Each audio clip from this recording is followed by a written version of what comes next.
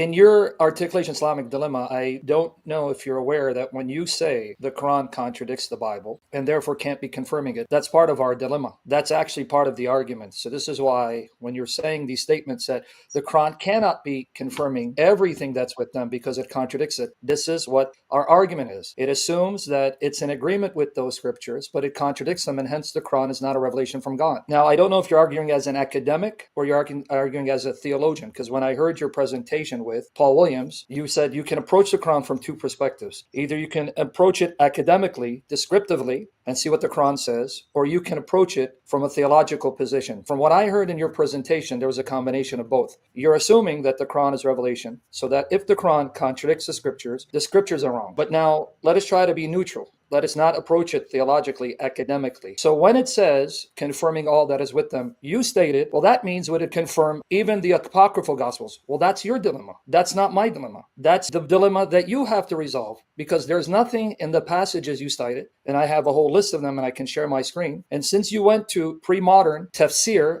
and part of your arguments is that you included Sunni tafsirs, I'm going to include them as well. So my question to you is, since the Quran says it confirms what is with them and doesn't qualify it, how do you know that the apocryphal gospels are not inspired? Okay, so the first thing is the Islamic dilemma is a dilemma. It's called the Islamic dilemma because it's an argument that Christians present to Muslims, and it actually assumes a Muslim belief in the Quran. So to answer the dilemma, I have to take a position as a Muslim, which I happen to be. But when we mince over what is the correct meaning of the Quran, because that's what the dilemma comes down to. The dilemma comes down to you guys interpret certain verses some way, I interpret verses another way. So I appeal to critical historical scholarship on the Quran because that is a good indicator of what the Quran means in its own context, just like we would do the same to critical historical scholarship on the Bible. Right. So yeah, I didn't want to cut you off. Yeah. So now you're arguing. Your question. Yeah, but you're arguing theologically now. So you're going to come in as a Muslim, because I was listening to your presentation. That's why I'm going by what you said with Paul Williams. So now that you're answering it theologically, since you assume the Quran is revelation, and I assume it isn't. So now the argument of the Quran is to convince the Jews and Christians this prophet is a prophet in the line of the prophets that came before him. And what he has confirms what is with them. And that's one of the arguments he gives, that they should take what he has seriously because it comes from the same source. So now, since you're saying that if we take this, and by the way, I need to screen share. So you said confirm doesn't mean everything. Well, you have to first demonstrate that, not by going to a passage that says, well, see, in that same Quran, it then contradicts what is found in those scriptures. Well, are you admitting then that this statement is referring to the scriptures in the possession of the Jews and Christians, which would be the New Testament? But you're now assuming that it doesn't confirm all of it, but some of it? Because for you to go to chapter 2, verse 116 or 117 to show that it denies that Allah has a son, therefore, this cannot mean it confirms everything. So that implicitly affirms that the Quran is acknowledging the New Testament and the Old Testament, but not all of it. So earlier you said that the Quran does not at all acknowledge the New Testament. It's aware of it, but doesn't acknowledge it or even appeal to it. So what are you saying exactly here? So I said earlier, and if you look at the graphic that I had posted earlier, right? So I said that what the Quran confirms is the gospel taught by Jesus. That's how it defines the gospel. It doesn't define the gospel as writings about Jesus, and it doesn't define the gospel as a 27-book New Testament canon. Do you agree? Yeah, but I'm not referring to the gospel. That was part of your argument. And I agree with you that the gospel that the Quran mentions is given to Jesus, but my argument goes beyond that. It doesn't just speak the gospel of Jesus, right? That's fine. That's fine. So just for starters, though, the definition of gospel in the Quran is the message of Jesus. It's not the New Testament. But see, that's not solely my argument. I agree. No, I know it's not your sole argument, but that's a premise for revelation given to Jesus. But whatever that revelation is, it was there and it was accessible to the Christians per 547 other passages, which we'll get into. But my argument was, what was the Quran confirming in the possession of the Jews and Christians? And it says that they're supposed to uphold not only the Torah and Gospel, all the revelation given to them. So this is what I'm trying to get at. What is that revelation in Arabia? What did the Christians have? So within the Christian canon, within the New Testament, there is content in there that is extant revelation from what Jesus taught, from what the prophets taught. That extant, How do I know what? What is your criterion to determine that the statements in these books contain Yeah. that revelation? Aren't you begging the question because you assume the Quran is revelation and it's the So standard by which you assume say this is true, this is not? Okay, so the Islamic dilemma is called the Islamic dilemma because it is an internal critique brought by Christians against believing Muslims. The Islamic dilemma is not an academic argument. It is a polemical, religious, theological argument. So Okay. a theological argument is brought by Christians to a believing Muslim. I'm a believing Muslim. To show what? To show that the claim of Muhammad that God sent him is false, that he's not a true prophet. Yeah. So the Islamic dilemma presumes that the interlocutor already has an established belief in the Quran, and they're trying to lead them from a established belief in the Quran as revelation to a non-belief in the Quran and a belief in Christianity. Sure. That's the How do dilemma. we go about Okay, it? right. So therefore, whoever is answering the dilemma, in this case, it's me. Tomorrow, you might talk to somebody else, but today Understand? it's me. I like to So talk to you. no, I enjoy talking to you too. So as a Muslim, Yeah. I have at my disposal, right, all the internal resources of Islam to answer the dilemma. And to answer the dilemma, I don't have to go back and start from atheism. Of course, if you want me to do that, I can do that. But Yeah, the I problem is know how that you're trying to answer, but I'm critiquing what you think is an internal method that consistently refutes the Islamic dilemma. So we keep repeating the same thing. no, So I want to try to advance the conversation. I am aware that you think that within the Quran you have the means by which refute the Islamic dilemma, and I'm showing you no, you're actually confirming the Islamic dilemma. If you understand the point I'm making, and maybe it's my fault that I'm not as clear. You think the Quran is revelation, and therefore that Christians and Jews who believe that the God of Abraham sent these prophets, if they are yeah, consistent, they're going to have to believe that God sent Muhammad. And the most yeah, obvious thing to do is follow him. The Christians come back and say, well, hold on. Since you claim that the same God of Abraham sent you and that your message agrees with the prophets, well, here are the scriptures that we have in our possession from the prophets. We don't yeah. see you consistent with them, and that's grounds to reject you as a false prophet. You're now Okay, coming back. I want you to hear yourself, and I know you are. You're now coming back and saying, well, see, internally, the Quran says the scriptures are not fully intact. So then you're using the Quran to show which parts are intact, and those parts that contradict the Quran are false, which then leads a Christian to say, exactly, that's what false prophets do. That's what Joseph Smith does. That's what everyone does. When the Bible exposes them as a fraud, see, your Bible's corrupt. Therefore, that's part of the dilemma. The very passage you quoted, 242, you didn't yeah, quote 40 to 44. Let me go through this. And this is where you beg the question saying, well, confirm doesn't mean everything it because here's doesn't. always refuting it, which refuted actually nothing. It actually pushed the dilemma back further and caused more difficulties for your position. Let's go to 289. When there came to a book from God confirming what is with them, and they aforetime prayed for victory over the unbelievers, when there came to them that they recognize they disbelieve in it, and the curse of God is on the believers. So that's one. But here, the one you quoted, 242 on the screen, let's read it in context. Children of Israel, remember my blessing wherewith I blessed you, and fulfill my covenant, and I shall fulfill your covenant, and have awe of me.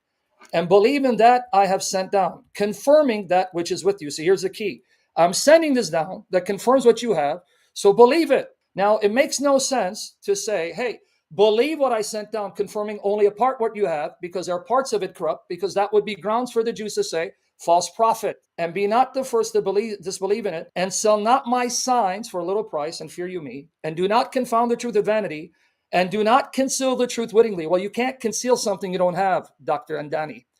And perform the prayer and pay the alms, and bow with those that bow. Will you bid others a piety and forget yourselves while you recite the book? Now, I don't know if you want to argue that in this context, the book refers to the heavenly one because it's saying it's reciting that book. So even if it's a heavenly one, they must have a replica of it on earth for them to recite The it. other thing I would say is that Surah 5, which I know you guys are big fans of, Surah 5 is telling Jews and Christians to follow the law of the Torah and the gospel. It's not telling them to follow the theology of the Torah and the gospel. Even the earlier verse, and I had a slide on this too, when it says judge, let the people of the gospel judge by what God has sent down therein, is talking about law. Okay, So can I? the funny thing is, you guys don't even follow the law. right? Okay. So I just we have academic studies by Mohsen Goodarzi and by Holger Zelentin. Holger Zelentin has an entire book on this.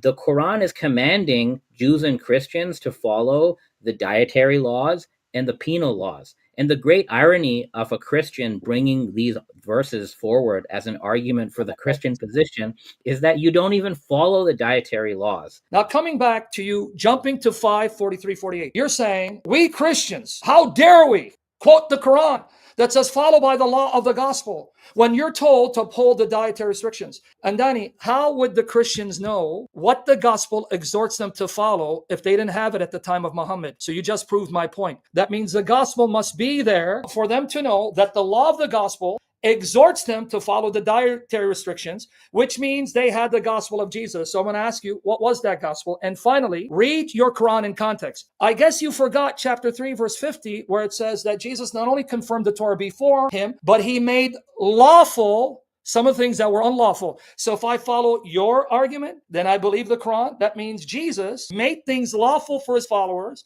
that were forbidden for the followers of the Jews. And hence 5:43-48 doesn't make your case, it makes my case. That's why the Christians follow the law of the gospel, because it assumes there are things in it that the previous Torah either forbade or allowed. So we follow the law of the gospel, and that's why Muslims follow the law of the Quran. But again, if your argument is to work, Andani, in 5:46 and 47, how could the Christians at the time of Muhammad even know what the law of the gospel is if that law of the gospel of Jesus wasn't preserved by Muhammad? So here you have Revelations. Historically, they had the New Testament. You can't get around this.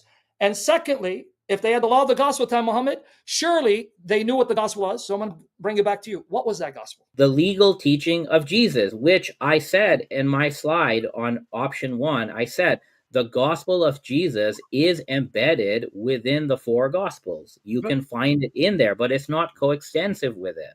Okay. Now, if you were to follow the law taught by Jesus, you would be following a lot of the Jewish laws. At least the Jewish Christians would have to follow certain laws. They'd have to follow the whole Torah, basically, except what Jesus has abrogated. And if you're a Gentile Christian, you should not be eating unclean meat. So do you have pepperoni pizza or do you not? And if you're a Jewish Christian, right, you have to follow the Torah. That's what Jesus taught. So again, what I think you keep doing here is you keep eliding the idea of the New Testament collection with the Quranic idea of the gospel, and these are not the same thing. It's not what I'm doing. Well, I think you are. So they're not the same thing. So when the Quran uses a word and it defines it, and then it uses the same word in the same surah many verses later, we don't forget the Quranic definition of the word and then read in New Testament. We have to track the Quranic definition of the word. And the primary problem with the Islamic dilemma, as you put it, is your first premise is the Quran affirms the revelation, authority, and preservation of a 27-book New Testament.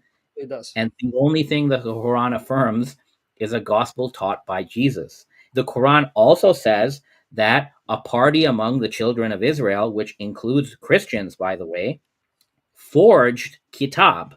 They wrote something and they said, this is from Allah.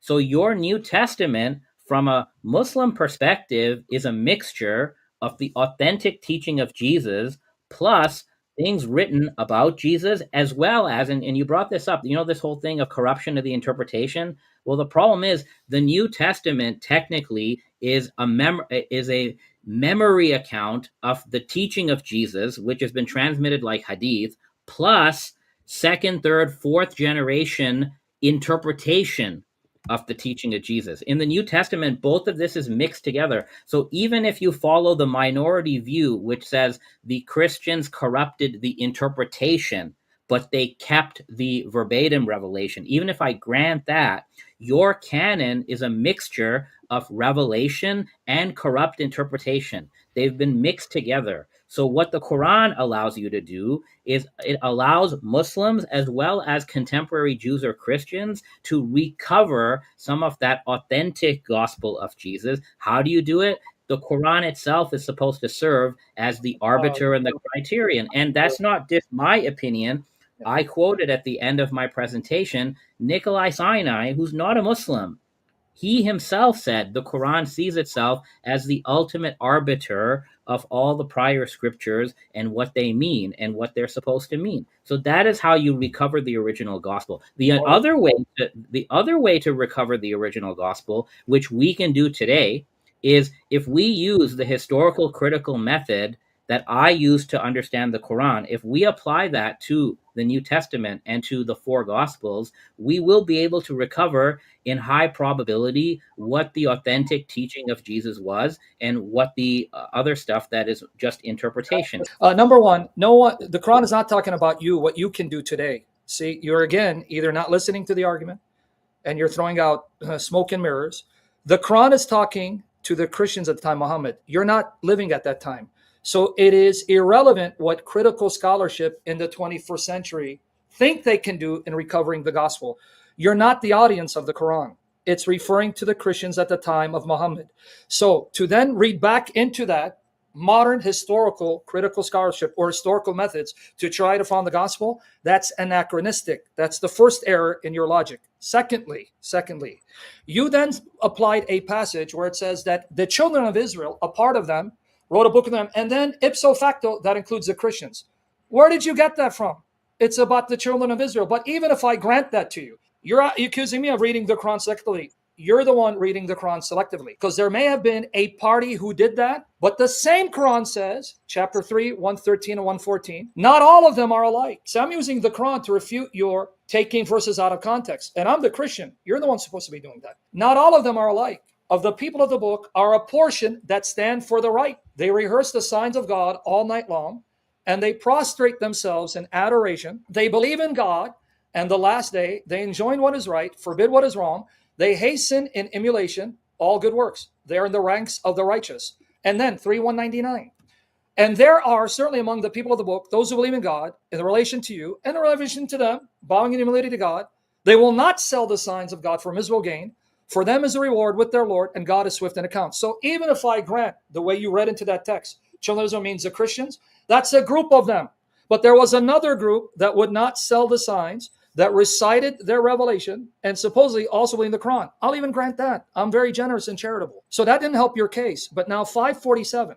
Let the people of the gospel judge by what God had revealed therein. You conveniently said that, yeah, that means that the gospel of Jesus was contained New Testament, but the Quran does not confirm the New Testament, only those aspects of Jesus' teaching. Now, we got a problem, friend. If the New Testament is a corrupt text, then how is it that a corrupt text can be trusted to preserve the core of Jesus' teachings, and that to know that those are the teachings of Christ without 21st century standards of historical criticism, which did not exist at the time of Muhammad? In other words, by extension, if the gospel of Jesus is in the New Testament, or at least the Gospels, and that's where you'll find the authentic teaching of Jesus, then by extension, that means those books must be preserved to be trusted, to know that you're getting the teachings of Jesus. But now you want to go back and say, well, it was third, fourth generation, but you're burying the Quran then. If even what is in the New Testament doesn't actually preserve the authentic teachings of Jesus, you just made null and void this verse. Because this verse has no meaning, no application historically, which means the Quran is speaking incoherent babble. Finally, you like to appeal to academic scholarship like Nicholas Sinai. I'll do you better. I will quote the study Quran Muslims saying that 548 doesn't imply what you suggest. Now, Cameron, let me bring it up. Because he's saying, see, 548 means for the Muslim, the Quran is muhaymin alayh, which means we use the Quran to determine what's true in the gospel. That's a misreading of the context. And I'm going to let the Muslims, not Nicholas Sinai, your Muslim scholars, study Quran, make my case for me. This verse then, along with verses 44, 47, indicates that the Torah and the gospel remain valid sources of moral legal judgment and guidance for Jews and Christians, respectively, even after the coming of the prophet, indeed, even in his presence. See also verse 68. Where the people of the book are likewise enjoined to observe their scriptures. All right, now look what it says about 46, 47. Then we're going to read 48. In the present verse, both Jesus and the gospel he brings are separately described as confirming the Torah. Let me remind you of the point. Guys, did you hear him? He said 548. He mentioned 548, and he quoted Nicholas Sinai saying that the Quran is the criterion for Muslims to judge those parts of the Torah and the Gospel. So guys, is that what 548 says? Here you go. This verse addresses the Prophet directly and describes the book sent down to him, that is the Quran, as confirming the book that came before it, just as the Gospel confirms the Torah. The Quran is also described as confirming earlier scriptures. The Quran is further described as a protector over the previous scriptures. Now watch, these are Muslims, meaning that the Quran testifies to the validity of the earlier scriptures and serves as their trustee, keeper, and guardian. Nothing about corruption. So let me finish it. The idea of the Quran as guardian and keeper previous revelation is consistent with 541c, 545c, which report that the Prophet ordered the sentence of stoning for the two idolaters, as well as retribution for killing and injury. Let me skip that part. Let's go here, because I don't want to eat up time. Alternately, it could mean that he should judge the people of the book according to what God has sent down to them, meaning, namely their own scriptures. The Quran, being the criterion, is telling Muhammad, tell them to follow their scriptures, is exactly the context of 543 to 47. Does an incident discussed in verses 41, 43. Although verses 41, 47 taken together suggest the ability of the Jews and Christians judging by their own scriptures, and thus continuing spiritual guidance to be found in those scriptures, the verse goes further by asserting the provincial nature of different religious communities and their distinct laws and practices. You can give me Nicholas Sinai, I'll give you the Muslim scholars of study Quran that disagree. So there you go. And I didn't say, just correct it, I know you said legal judgments, but again, how can they know what the legal judgments of Jesus are if they don't have his authentic gospel? I think it's over by now.